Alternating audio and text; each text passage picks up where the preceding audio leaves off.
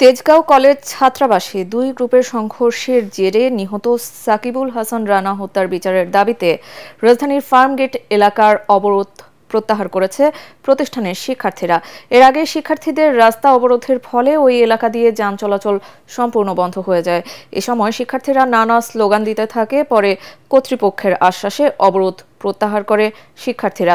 তেজগাঁও কলেজের শিক্ষার্থীরা জানান, মাদক সেবন, বহিরাগত ছাত্র হলে রাখা এবং চাঁদাবাজির অভিযোগে ছাত্রদলের দুটি গ্রুপের সঙ্গে সাধারণ শিক্ষার্থীদের বিরোধ দীর্ঘদিনের।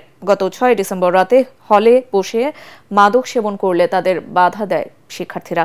এতে বাকবিতণ্ডা ও হাতাহাতির এক পর্যায়ে বহিরাগত শতাধিক লোক নিয়ে সাধারণ শিক্ষার্থীদের ওপর হামলা চালায় একটি দল। সংঘর্ষে গুরুতর আহত হন তেজগাঁও কলেজের উচ্চ মাধ্যমিক শিক্ষার্থী সাকিবুল হাসান রানা। ৫ দিন সোহরাওয়ার্দী হাসপাতালের আইসিইউতে চিকিৎসাধীন থাকার পর গতকাল বুধবার দুপুরে মৃত্যু হয় রানার।